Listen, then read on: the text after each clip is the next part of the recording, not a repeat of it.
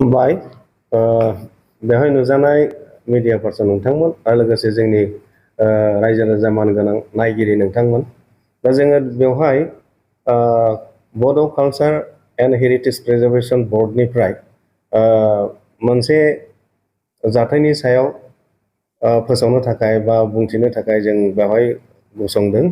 बेनो जाहैबाय जोंहा दाखालिसो बावैसो JTEC 21 नाम्बार्स माने डिफरेन्स आइटेम बर' ट्रेडिशनेल कालचार बिनि सायावहाय जे JTEC मोनबाय बिनिनो मोनसे बाहागो आर'नाइ। बे आर'नाइया जोंनि थाखाय आंगो। बे आर'नाइयाव मोनसे बिबार बा मोनसे पार्टिनि सिम्बलखौ होदेरनानै बबेबा मोनसे पार्टिनि दैदेनगिरिनो गानहोनाय बे जाथाया जोंनि मेगनाव गोलैदों आरो ससियेल मिडियायाव सावरायजादों। दा बेखौ नुनानै जोङो बर' कालचार एन्ड हेरिटेज प्रिजार्भेसन बर्डनि जानानै जोङो दिनैहाय दुखु मोननाय फोरमायदों। जे जाथाया जाथावामोन आरो जे जाथाया जानाङामोन बेनो जादों। जानो हागौ सानस्लाबैयाव बा मिथिस्लाबैयाव बिनि भेलुखौ मिथिस्लाबैयाव बुंदों बा खामानिखौ मावफ्लांदों जानो हागौ बा गोसो जानानैबो मावदों जानो हागौ। खिन्थु बे जि गोरोन्थि जाबाय बे गोरोन्थिनि थाखाय जोङो कन्डेम खालामो आरो बेखौ सोंखारियो गाज्रि भाषाजों। खिन्थु मोनसे खोथा बेनो जोंनि 21 नाम्बार्सआव जाय रेजिस्ट्रेसन जानाया बे गिबि खेब आरो फार्स्ट फेज। बे फार्स्ट फेज हिसाबै बिनि माखासे प्रिभेन्सन आरो आपग्रेडेसन बिनि मावनो लानाय सेकेन्ड फेजनि बहुद खामानि दंबावो। दा दिनैहाय अथराइज इउजार्सफोरखौ गेयार आप खालामनांगौ बिनि खामानिफोर दङ। दा बेवहाय दायथ' लानांगौआ नों आंनिल' नङा, जोंनि सारा बुहुमनि बर'फ्रा बेवहाय बयबो सांग्रां जानांगौ। आरो बे जाबाय बिनि भेलुआनो बेनो। बे JTEC रेजिस्टार खालामनायनि ओंथियानो बेनो। बयबो मिथिगौ जे जों बेखौ दोरोङारि जोंनि आबै आबौनिफ्राय फैबोनाय जेखौ जोंनि आइडेन्टिटि जोंनि बड' कालचार बिनि सायावहाय जोंहा सिनायथि दं। बे सिनायथिखौ जोंनि होननानै जों साननानै लानो हाबाय। बेखौ जों बयबो मिथिगौ। बिनि थाखाय जों बिराद गौरब। दा बे गौरब जानो हानाय जिनिसनि सायावनो सोरबा जुदि आनटुवार्सलि बा आनअथराइज बेबायदि सोरबा व्यक्तिया इन्टेनसनेलि अर आनइन्टेनसनेलि कनसियासलि अर आनकनसियासलि जुदि बेबायदि मावफ्लाङोबा जों बेहाय थावरायनानै थानो हाया। गथिखे बड' कालचार एन्ड हेरिटेज प्रिजार्भेसन बर्डनिफ्राय जोङो बेखौ गोख्रोङै सोंखारियो। दा बेनोल' बाथ्राया फर दा फार्स्ट टाइम जों बेखौ लिगेल एक्सन लानायखौ दोनथ'गोन। खिन्थु जों बुंगोन बियो जाय व्यक्तिया मावदों बा जाय व्यक्तिया बे भुलखौ मावदों बिनि थाखाय गोख्रैनो माने राजबोआ बाबै खेमा बिनांगोन।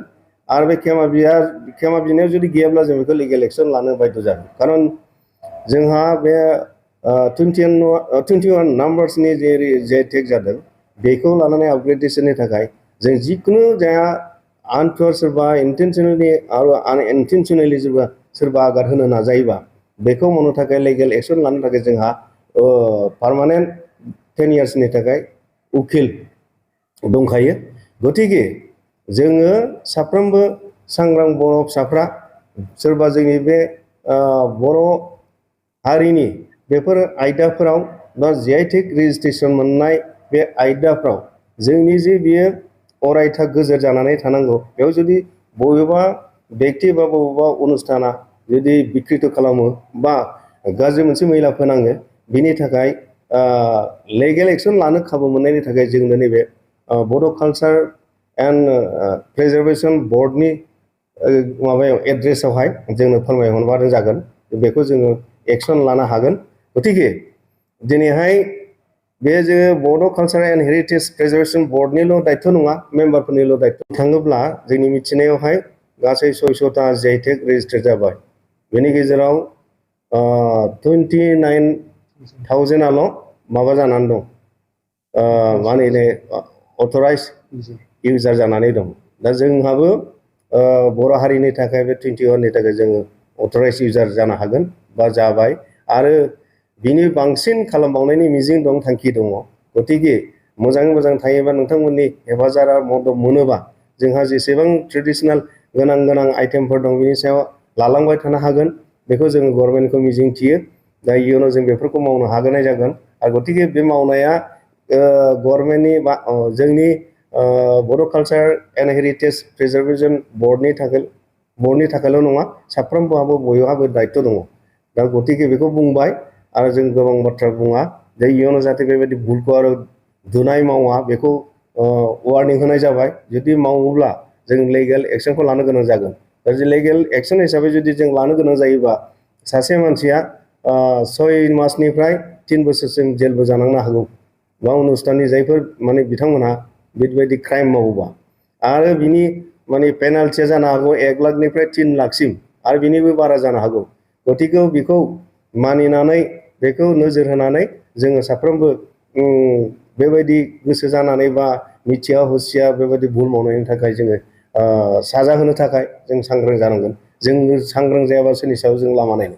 गतिके बेखिनिखौ बुंबाय आरो गुबुन गुबुन आफादफ्रा बा जातीय संगठनफ्राबो सोंखारिनो हागोन, खारन बेफोर जोंनिल' सम्पति नङा बा जोंनि बे बड' कालचार एन्ड हेरिटेज प्रिजार्भेसन बर्डनिल' बियो थांखि नङा, गभर्नमेन्टनिल' नङा बा सोरनिबाल' नङा। गतिके बयबो बर' माहारियानो बेवहाय साफ्रोमबो सोद्रोमा दायित्व दं। दा बेखिनिखौ बुंबाय आरो जों बेवहाय दङ जोंहा कालचार एन्ड हेरिटेज प्रिजार्भेसन बर्डनिनो सोद्रोमा बड'लेण्ड इउनिभार्सिटिनि प्रफेसर बिथाङाबो जोंनि बर' कालचार एन्ड हेरिटेज प्रिजार्भेसन बर्डनिनो मेम्बार आरो गोबां दंबावोमोन। आरो जोंहा दिनै इन्दिरा बर' बिथाङा दङ। गतिके जों जयैनो बेखिनिखौ बुंनानै जाहाथे इयुनाव बेबायदि गोरोन्थि मावा रावबो, आरो गोरोन्थि मावनायनि थाखाय जों बयबो हेंथा होयो आरो गसंथायो, बेनि थाखाय जोङो खावलायनानै जों दिनैनि बे हाबाफारिखौ एसेयावनो फोजोबबाय होननानै खुलुमबाय। गोजोन्थों। सुबुं बा सोद्रोमा सांग्रां बिथांमोनानो बयबो दायित्व लानांगौ आरो बेवहाय बयहाबो नैतिक दायित्व दं। गतिके जों बयबो सांग्रां जानांगौ।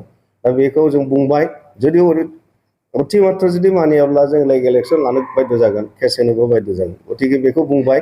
दा गिबि खेबनि थाखाय भुला जाबाय जेला जोङो खेमा बिनोखौ बुंबाय। जुदि खेमा बिनायाव जुदि मानियाब्ला जों आल्टिमेटलि जोङो केसखौ होनांगोन बा लिगेल एक्सन लानो बाध्य जागोन। जाय हक गोबांथार बाथ्राखौ बुंनो लायाखै जोंहा बे मा होनो गासै